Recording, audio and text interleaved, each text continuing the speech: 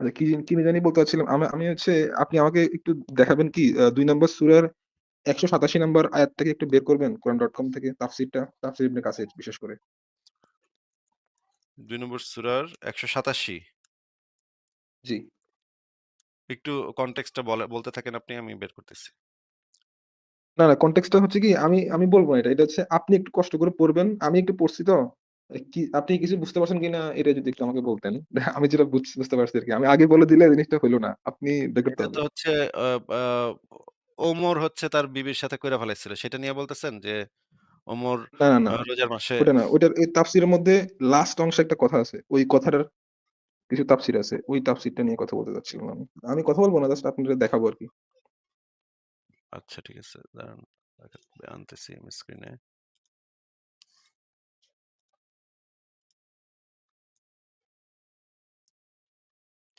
হ্যাঁ, আচ্ছা আ মাঝখানে একটা কথা। আমি একদিন যুক্ত হয়েছিলাম আমি হচ্ছে ইয়ে নিয়ে কথা বলছিলাম।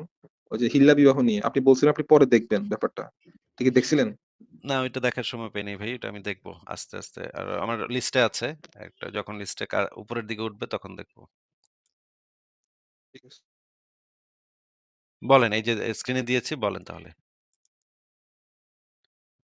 এইটা পড়েন। আল বায়ান ফাউন্ডেশনের অনুবাদটা পড়েন। পড়েন ভাই কোন জায়গাটা আচ্ছা এটা আপনি ইয়া করতেছেন সেটি পড়েন। তাফসীরটা লাগবে আমার। তাফসীরটা দেখতে হবে এটাই। ইবনে আচ্ছা। কাসিরটা বের করলেই হবে।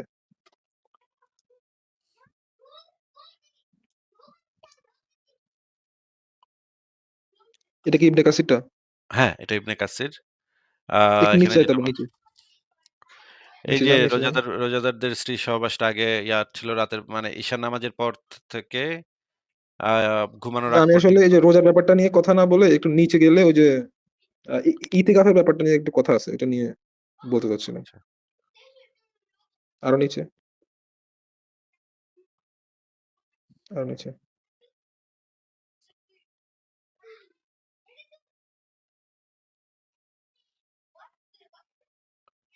আরো নিচে? আরো নিচে, হ্যাঁ, নিচের দিকে।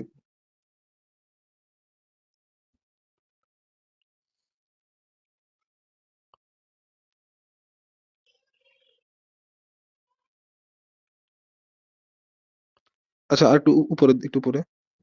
এটা তাফসীর ইবনে কাসির না? হ্যাঁ, এই যে ইতিকাফের আচ্ছা অবস্থায়। ইতিকাফ, হ্যাঁ। আ আরেকটু উপরে মেবি। হ্যাঁ। একটু উপরে তোলেন। হ্যাঁ, পাইছি। একটু উপরে তোলেন। এই যে একদা যখন তিনি রাত্রে যাচ্ছিলেন, হুম। তখন রাসূলুল্লাহ সাল্লাল্লাহু আলাইহি ওয়াসাল্লাম, হ্যাঁ, একটু উপর থেকে আপনি কষ্ট করে একটু পড়বেন। এই ৩-৪ লাইন একটু উপর থেকে। এইখানে এইখানে হচ্ছে সাফিয়াকে নিয়ে একদিন যাচ্ছিল। এই ঘটনাটা আমি হুম, জানি। হুম। সাফিয়াকে নিয়ে একদিন যাচ্ছিল। পরে লোকজন মোহাম্মদের সাথে একটা মেয়ে দেইখা বা ইয়া করছে। কিছু বলে নাই। কিন্তু মোহাম্মদ নিজে আগ বাড়ায় বলতেছে যে, "তোমরা আবার ভাইবো না যে এটা অন্য কেউ। এটা কিন্তু সাফিয়া আমার বউ।" এই ঘটনাটা। এটা হ্যাঁ, হাদিসেও আছে। হ্যাঁ, মানে এটা আমি জানি না এ আপনি বুঝতেছেন কিনা আমি কি বোঝাতে চাচ্ছি। ওরা আসলে একটা লাইন আছে এখানে। তখন তারা বললেন এই যে সুবহানাল্লাহ, অর্থাৎ আমরা অন্য কোন ধারণা কি করতে পারি? এই হ্যাঁ। ব্যাপারটা অ্যাক্টিভলি উনি আবার বলেও দিচ্ছে যে হুম। হ্যাঁ, এই হাদিসটা আমি এখানে জানি। এটা এটাই। নিয়ে আমি একটা লেখা লিখবো বলেও ঠিক করে রাখছি। এটাও লিস্টে আছে। একটা সময় লিখবো আরকি। ওই যে মোহাম্মদ যে রাতের বেলা একজন বোরখা পরা একজনকে নিয়ে যাচ্ছিল। পরে লোকজন দেখে ফেলার পরে নবী আগ বাড়ায় বলতেছে যে, তোমরা কিন্তু আবার ভাইবো না যে এটা কিন্তু অন্য মেয়েটে নিয়ে যাইতেছি। যে এটা কিন্তু অন্য মেয়েটে না। এটা কিন্তু আমার বউ সাফিয়া। এখন ভিতরে কে ছিল এটা তো ভাই বাইরের লোকে দেখে নাই। তাই না? ভিতরে তো অন্য কেউ থাকতে পারে। এটা তো মোহাম্মদ আবার ভয় আগ বাড়ায় বলে দিল কেন যে, তাই তোমরা এটা ভাইবো না। এটা কিন্তু সাফিয়া। এটা না এটা একটু ওইটা থেকেও যে কেউ হইতে পারে। ওটা নিয়ে ব্যাপার না। হচ্ছে এই সাহাবীরা কোয়েশ্চেন করার, এটা নিয়ে কোয়েশ্চেন তোলাটাই আমার কাছে খুবই উইয়ার্ড মনে হয়েছে। মানে খুবই ইয়ে মনে হয়েছে যে নবীর উপরে এভাবে কোয়েশ্চেন তুললো। হ্যাঁ, সবাই মোহাম্মদের চরিত্র সম্পর্কে তো আয়েশারই হাদিস আছে। আয়েশার সরাসরি বক্তব্যই আছে। হ্যাঁ, আর কি কিছু বলবেন আপনি হাসান ভাই? এটা আমি দে দে জানি এই জিনিসটা আমার আছে। আমি একটা সময় এটা নিয়েও একটা লিখবো। আপনি কি আর কিছু বলবেন? আচ্ছা আর কিছু একটা শর্ট কোয়েশ্চেন আছে। এটা হচ্ছে আপনি কি মনে করেন প্রবলেম অফ ইভিল যেটা, ওইটা কি গডের কি বলে ওই যে বিভিন্ন ধরনের ক্যারেক্টারিস্টিক্স এর যেগুলা আছে যে অল নোয়িং, অল পাওয়ারফুল এবং অল লাভিং, যে এগুলাকে মানে খুব ভালোভাবে অ্যাটাক করে, এবং আপনি মনে করেন কি এটা কি গডের মানে এক্সিস্টেন্স না থাকার পক্ষে খুব ভালো একটা যুক্তি? গডের এক্সিস্টেন্স এর বিপক্ষে না, গডের যে বৈশিষ্ট্যগুলো আছে, সেই হ্যাঁ, হ্যাঁ। বৈশিষ্ট্যগুলোর বিপক্ষে একটা অত্যন্ত জোরালো এবং ৩,০০০ বছর ব্যাপী এইটা এখন পর্যন্ত করা যায় নাই। এটাকে এখন পর্যন্ত দার্শনিকভাবে মোকাবেলা এপিকুরাসের আমল থেকে এই পর্যন্ত এটাকে মোকাবেলা করা যায় নাই ভাই। এইটা মোকাবেলার যোগ্য না। এই আর্গুমেন্টটাই মোকাবেলার যোগ্য না। আর্গুমেন্টের ভিতরে কি মানে আপনি আছে? মনে করতেছেন যে এটা আসলেই একটা ভালো ক্লেম, ভালো একটা মানে অবশ্যই, যুক্তি। অবশ্যই ৩,০০০ বছর ধরে টিকে আছে। মানে দার্শনিকভাবে এটাকে এখন পর্যন্ত মোকাবেলা করা যায় নাই। এটা দিলে মানে একটা ভালো না? ভালো আর্গুমেন্ট না? এই আর্গুমেন্টের ভিতরে কি আছে? আর্গুমেন্টের ভিতরে আছে যে আ ঈশ্বর কি মানুষের আচ্ছা আমি এই আর্গুমেন্টটা বাইর করি। আর্গুমেন্টটা বের করে আলোচনা করলে আচ্ছা, ভালো হয়। দেখুন। এটাও সংশয়.com এ দেয়া আছে। আমি আর্গুমেন্টটা একদম প্রত্যেকটা পয়েন্ট ধরে, আচ্ছা, ধরে এটার বিপক্ষে বেসিক্যালি যে রিফিউটিং টা আছে সেটা হচ্ছে because god gave us free will, এই ফ্রি ইয়েটা উইল আছে। ফ্রি উইল ইসলামের সাপেক্ষে এটা খাটবেই না। কারণ ইসলামে ফ্রি উইল বলে কিছু হ্যাঁ, নাই। সমস্ত কিছু তাকদিরে লিপিবদ্ধ। হ্যাঁ, আমি এই এটাই আসতে চাচ্ছিলাম যে ইসলামিক যদি দৃষ্টিকোণ থেকে দেখাই তাহলে তো আসলে এখানে মানে আল্লাহ তাআলার কোনো ইয়েই থাকে না। কোনো মানে আর কোনো কার্যক্রমই থাকে না। তাহলে তো উনি একটা নীরব একটা দর্শকের মতো হয়ে যায়। নীরব দর্শক সে যদি কোন কিছু পরিবর্তন করে তাহলে তো তার জ্ঞানের বিরুদ্ধে সে পরিবর্তন করতে হবে। সে যেই জিনিসটা অলরেডি জানে, তার জানা সেই জ্ঞানটার বিরুদ্ধে পরিবর্তনটা করতে হবে। পরিবর্তন তো তার পক্ষে সম্ভব না। তার পক্ষেও সম্ভব না। কারণ তার পক্ষে সে যদি নিজের জ্ঞানের ভিতরে যে জিনিসটা আছে সেটা পরিবর্তন করে তাহলে তো সে নিজেকে নিজে ভুল প্রমাণ করল, তাই না? হাসান ভাই আচ্ছা আপনি কি একটু বুঝতে পারছেন? আচ্ছা ঠিক আছে আমি এই জিনিসটা আগে দেখাইনি তারপর এটা আমি বলতেছি।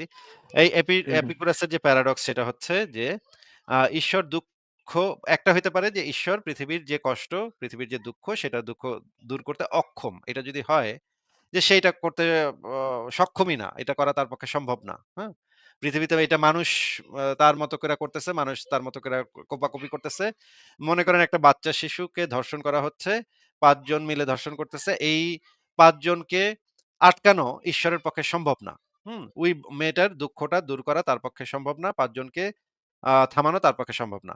যদি এইটা সম্ভব না হয় তার পক্ষে, তাহলে তো তার মানে হচ্ছে ঈশ্বর কষ্ট দূর করার ইচ্ছাটা আছে। সে কষ্টটা দূর করতে চায়। সে ওই যে মেয়েটা ধর্ষিত হচ্ছে তাকে সে মানে হেল্প করতে চায়। কিন্তু বেচারা পারতেছে না। বেচারার মানে ওই ৫ জনকে সে আটকাইতে পারতেছে না। এইটা যদি হয় তাহলে তো সে সর্বশক্তিমান না।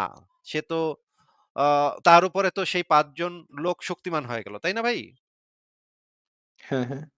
আচ্ছা ২ নম্বর হইতে পারে ঈশ্বর মানে সক্ষম ইসলামের দিক দিয়ে হ্যাঁ, যুক্তি বলেন। হচ্ছে পারতেছে না মিনস এরকম না। উনি আসলে মানে পারতেছে না মানে হচ্ছে উনি আসলে আমাদের যেহেতু ফ্রি উইল দিয়ে দিছে, সো উনি আসলে করতেছে না। মানে উনার উনাদের যুক্তি অনুযায়ী সেটা হচ্ছে তাহলে ২ আমি যদি নম্বরে সাফারিং পড়বে। টা কোনো কিছু করি।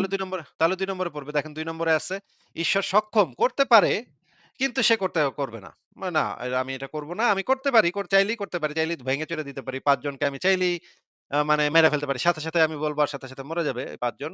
তাহলে ওই বাচ্চা মেয়েটার দুঃখটা দূর হয়ে যাবে। এইটা সে সক্ষম কিন্তু সে এটা করবে না, ইচ্ছুক না। ইচ্ছা নাই তার। সে চায় তারা নিজেরা মারামারি করুক। এইটা যদি হয়, তাহলে ঈশ্বর যদি কষ্ট দূর ইচ্ছা করতে ক্ষমতা রাখে কিন্তু ইচ্ছুক না তাহলে এই যে আরেকটা যে ক্যাটেগরি আরেকটা যে বৈশিষ্ট্য আছে অসীম করুণাময়, সর্বমঙ্গল এই ক্যারেক্টারটা তখন হয়ে যায়, দুর্বল হয়ে যায়। এই ক্যারেক্টারটা তখন আর মানে আ থাকে না, সত্য থাকে না।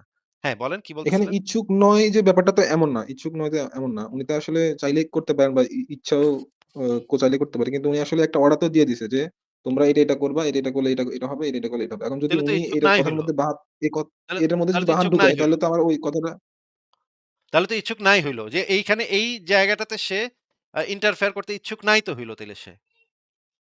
তাহলে তো আবার উনার কথার মধ্যেই উনি ওই যে সেলফ রিক্রুটিং ফ্যালাসি এখানে তো এখানে হয়ে যাবে। যে উনি বলে দিচ্ছে যে, "তোমরা তোমাদের ফ্রি উইল দিয়ে দিলাম। তোমরা যদি কোন কিছু করো তাহলে সেটা তোমাদের ব্যর্থতা। তাহলে যদি তো কোন সেটা সাফারিং ইচ্ছুক ফিল নাই তো করো হইল। সেটা তাইলে তোমাদের আপনি ইয়া।" ইচ্ছুক নন এটা বললেন কেন? ইচ্ছুক নাই তো হইল সে। সে তো বলেই দিতেছে তোমরা যা ইচ্ছা করো আমি দেখব খালি। তাহলে তো সে ইচ্ছুক না ইন্টারফেয়ার করতে ইচ্ছুক নাই তো হইল তাইলে সে। আচ্ছা, আসলে এখানে ইন্টারফেয়ার করলেও দোষ, করলেও ঝামেলা হয়ে যায়, না আ করলেও ঝামেলা হয়ে যায়। এই যে ঝামেলা তো হবেই, কারণ এই জিনিসটা, এই যে সর্বশক্তিমান, করুণাময়, এই ২ টা একটা আরেকটার সাথে কন্ট্রাডিক্ট করে। এই কন্ট্রাডিকশন টা দেখানোর জন্যই তো এই প্যারাডক্স টা তৈরি করা হইছে। এই ২ টা তো একটা একটার সাথে থাকে না। আপনাকে আরো একটা জিনিস দেখাবো আমি এরপরে।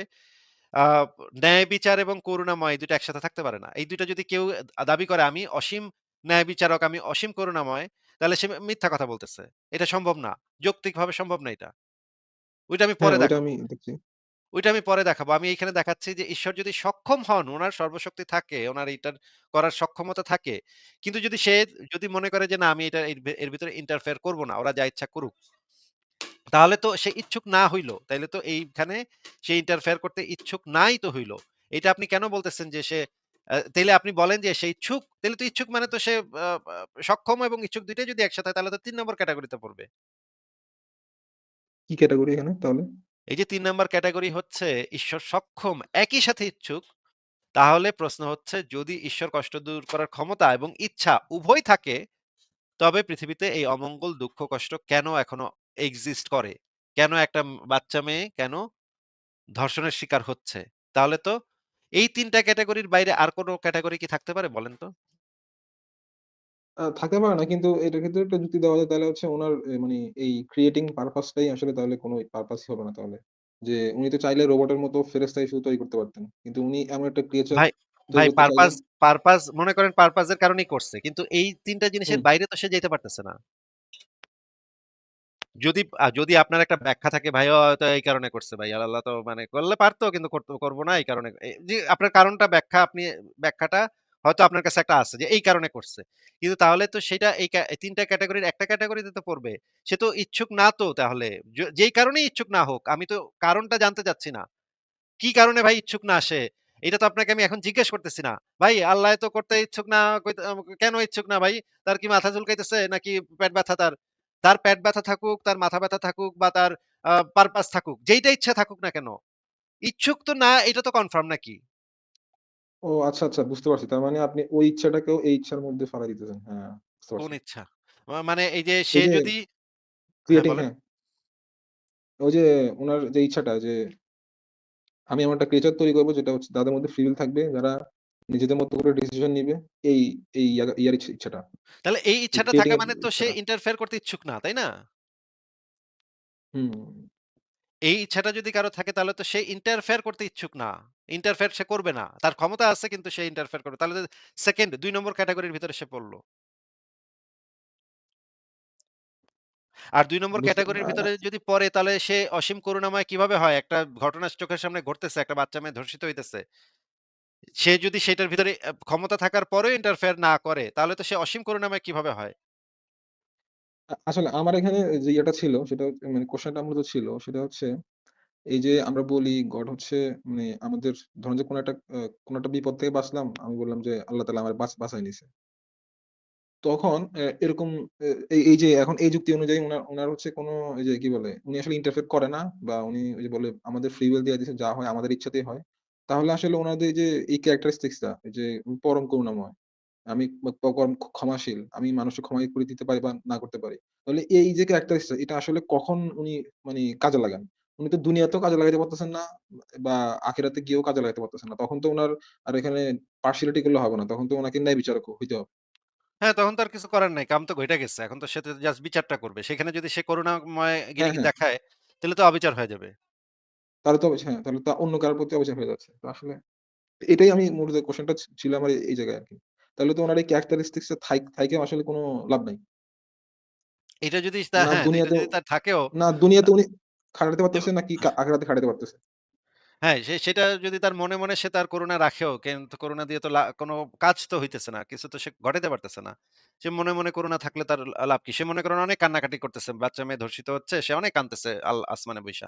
এতে আমরা কি করব ভাই? সে কাঁদতেছে, এতে আমরা কি করতে পারি? তুই তো কামের কাম তো কিছু করতে পারলি না।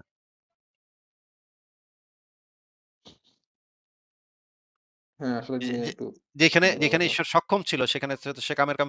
এই লেখাটা আপনি একটু পড়েন, এপিকুরাসের প্যারাডক্স, অমঙ্গল বিষয়ক জটিলতা।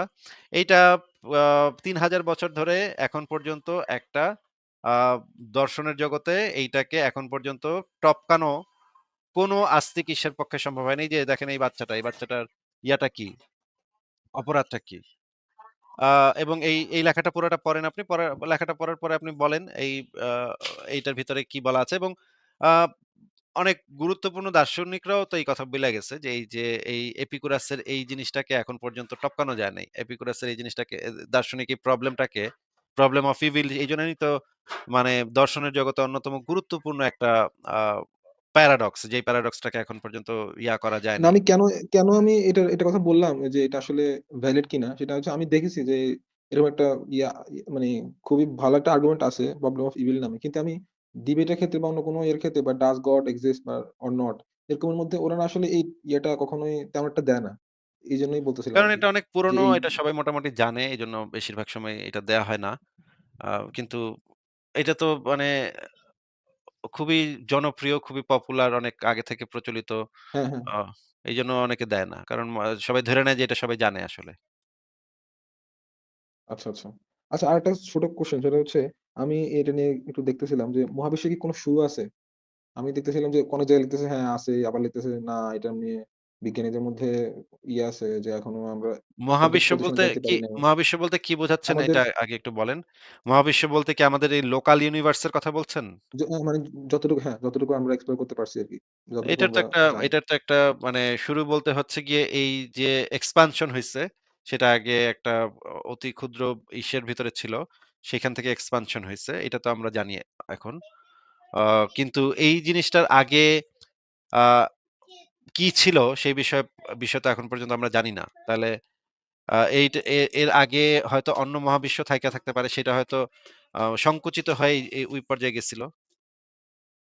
এটা তো আপনি বলতেছেন কিন্তু আপনি এক্সাক্টলি কি বলতে পারবেন যে আসলে এটা একটা শুরু ছিল? এই যে বা এই যে ডট থেকেই এক্সাক্টলি আমি বলতে পরবর্তীতে আস্তে, পারব আস্তে না, না। এক্সপ্যান্ড হইছে না, বা শুরু ছিল এটা 13.8 আমি বলতে বিলিয়ন পারব না। এই বলছে। যে আমাদের এক্সিস্টিং ইউনিভার্স এর একটা স্টার্টিং পয়েন্ট ছিল। স্টার্টিং পয়েন্ট আমরা ধইরা নিই। স্টার্টিং পয়েন্ট আসলে ছিল এইরকম না বইলে আমাদের বলা উচিত যে স্টার্টিং পয়েন্ট আমরা ধরে নেই। ওইখান থেকে স্টার্ট আমরা ধরে নেই। যেহেতু এখান থেকে সময় এবং স্থান, কাল, সময় ইত্যাদির স্টার্ট। এইজন্য আমরা ধরে নেই। কিন্তু ওইটা যে সবকিছুর স্টার্ট, ওইটাই যে সবকিছুর শুরু এইরকম তো কেউ নিশ্চয়ই বলে না। হ্যাঁ, হ্যাঁ। বা এর আগে কি ছিল? যে টাইমটা তো ওখান থেকেই শুরু হইলো। সো আসলে ওই সময়ের আগে কি সময় ছিল? এই কোয়েশ্চেনটা করাটাও তো তাহলে আসলে ইনভ্যালিড হয়ে যায়। ওইটার আগে কি ছিল সেটা সেই সম্পর্কে আমাদের কাছে এখন পর্যন্ত কোনো জ্ঞান নেই এবং আম আম ওই ওই এর আগে কি ছিল সেটা আমাদের পক্ষে জানাটাও এখন সম্ভব না। কারণ আমাদের কাছে সেটা জানার জন্য যে দরকার সেটা তো আমরা পাচ্ছি না। না, না বলতেছে তো যে টাইমটা আসলে শুরু হইছেই স তো তখন থেকে। যে ওই যে হ্যাঁ। 10 টু দি পাওয়ার মাইনাস 43 বা এ পর্যন্ত জানতেছি, এর আগে জানতেছি না। মানে টাইমটা শুরু হইছে এখান থেকে, স্পেস শুরু হইছে, স্প্যান করা শুরু করছে এরপর থেকে। কিন্তু আমি যদি কোয়েশ্চেনটা করি যে ওই সময় তো শুরু হইছে ওখান থেকে। আমি যদি বলি সময়ের আগে কি সময় ছিল? আগে তাহলে এই কোয়েশ্চেনটা কি করাটা কি ভ্যালিড হচ্ছে কিনা? আমি কি আ আমি জানি হ্যাঁ, না এটা এটা বুঝাতে পারছি প্রশ্ন কিনা? করাটাই ভ্যালিড হচ্ছে না। হ্যাঁ, প্রশ্ন করাটা ভ্যালিড হচ্ছে না। হচ্ছে কিনা হ্যাঁ। যেহেতু আমাদের সময়টাই শুরু হচ্ছে ওখান থেকে। সো আসলে এই যে মানে ওই টাইমটা নিয়ে তো মানে ওই জায়গাটা নিয়ে তো অনেক ধোঁয়াশা আছে। সো এই ধোঁয়াশার মধ্যে যে আপনি যদি বলেন এটা শুরু হইছে মানে লোকাল ইউনিভার্সটা। সো শুরু হওয়ার পিছনে আমরা যতটুকু দেখি ইউনিভার্সের মধ্যে প্রত্যেকটা জিনিস একটা কজ এন্ড ইফেক্ট এটা তো একটা মানে একদম স্বতঃসিদ্ধ একটা জিনিস। সো ওই অনুযায়ী কেউ যদি ধরে নেয় ওইটার পিছনে একটা কজ থাকতে হবে এবং সেটা কজটা হবে নেসেসারি। তখন আপনি কি বলবেন জিনিসটা খুবই অ্যাবসার্ড একটা বিলিভ। হ্যাঁ, বলব। খুবই উদ্ভট কথাবার্তা এগুলা। আচ্ছা মানে সবকিছুর আমি যদি আমাদের এই মহাবিশ্বের মধ্যে রাইখাই সবকিছু এক্সপেরিমেন্ট করে আমরা যদি ওই একটা ওইটা যদি এখানে লাগাই, আপনি হয়তোবা কম্পোজিশন ফ্যালাসির ইয়েটা দিবেন এখানে। যে যে হ্যাঁ, এটার কম্পোজিশন থিওরাটার ফ্যালাসির কথা বলব এবং ইসলামের সাথে এটা কোনো অবস্থাতেই ম্যাচ করে না তো ভাই। ইসলামে যে জিনিসটা বলা আছে সেটা হচ্ছে যে আল্লাহ হচ্ছে একটা বস্তু। আল্লাহ একটা বস্তু যদি হয় দেখেন আম কি লেখা আছে? এটা হচ্ছে বুখারী শরীফের ৭৪১৭ নম্বর হাদিস। এখানে আল্লাহ তাআলা নিজেকে শাওউন বস্তু বলে আখ্যায়িত করেছেন। দেখা যাচ্ছে ভাই? হ্যাঁ, হ্যাঁ। আমরা সরাসরি বই থেকে দেখি দেখেন এই যে সহিহুল বুখারী তাওহীদ পাবলিকেশনস ৬ষ্ঠ খণ্ড। দেখেন এখানে দেখেন আল্লাহ তাআলা নিজেকে শাউন বস্তু বলে আখ্যায়িত করেছেন। আল্লাহ তাআলা যদি বস্তু হয় তাহলে তো এই সমস্ত আর্গুমেন্ট খাটতেছে না। এগুলো তো সমস্ত কিছু আপনি দিতে পারেন যে ডেইস্ট একটা পজিশন থেকে দিতে পারেন। কিন্তু ইসলামের পজিশন থেকে তো একটাও খাটতেছে না। ও আচ্ছা, আচ্ছা এটা আমি জানতাম না যে আল্লাহ তাআলা কোনো বস্তু হিসেবে জিজ্ঞাসা করছে। আল্লাহ তাআলা একটা বস্তু, আল্লাহ পাকের হাত পা আছে, পা আছে। দেখেন আল্লাহ পাকের ২ হাত, উভয় হাত হচ্ছে ডান হাত। ২ টা হাত আছে, ২ টা হাতের ভিতরে আবার ২ টা হাতই হচ্ছে ডান হাত। এটাও তো সমস্যা হচ্ছে হাদিসে বলা আছে। ওনারা মনে হয় আমরা আসলে মানে আমাদের এই সেন্স আমরা বস্তু বা ম্যাটার বলতে যেটা বুঝি সেটা হচ্ছে অনেকগুলো পার্টিকেলের একটা সমন্বয়। কিন্তু ওনারা আসলে হয়তোবা না বুঝে একটা বস্তু হিসেবে বলে দিয়েছে। আমি জানি না উনারা কি বুঝে এটা ব্র্যাকেটে বস্তু হিসেবে বলল। হয়তোবা বুঝেও ঠিকমতো লিখে নাই। এভাবে হ্যাঁ, কি এবং আল্লাহ পাকের যে আকার আকৃতি আছে, আল্লাহ পাকের উভয় হাতই ডান হাত। সূরা নাসাই শরীফ ৫৩-৭৮ নম্বর হাদিসে বলা আছে, দেখেন এই যে আল্লাহ পাক হবে চেহারাটা হবে অনেকটা এরকম, ২ টা হাতই হইতেছে ডান হাত। তারপরে হচ্ছে গিয়ে যদি আবার আল্লাহর আরশ যে মচমচ করে, হ্যাঁ? আল্লাহ পাকের আরশটা নাকি আবার এত ভারী যে এই যে যেই ইয়ারা জাগায় রাখে, দেখেন এখানে আল বিদায়া ওয়ান নিহায়াতে কি বলা আছে আমরা একটু পড়ি। ১ম খণ্ড পৃষ্ঠা নম্বর ৫৫ তে বলা আছে, জনৈক বেদুইন রাসূলুল্লাহর দরবারে এসে বলল, হে আল্লাহর রাসূল, মানুষগুলো সংকটে পড়ে গেছে, পরিবার-পরিজন অনাহারে দিনপাত করছে, ধন-সম্পদ গবাদি পশু ধ্বংস হয়ে গেছে। অতএব আপনি আল্লাহর নিকট আমাদের জন্য বৃষ্টির জন্য দোয়া করুন। আপনার উসিলায় আল্লাহর উসিলায় আমাদের নিকট সাহায্য প্রার্থনা করছি। এ কথা শুনে রাসূল কি বলল দেখেন, মুহাম্মদ কি বলল দেখেন, ধিক তোমাকে! তুমি কি বুঝতে পারছো কি বলছো? এই কথা এই বলে রাসূলুল্লাহ অনবরত আল্লাহর পবিত্রতা বর্ণনা করতেন। মানে মুহাম্মদ তো বৃষ্টি-টিষ্টি ঝরাইতে পারব না।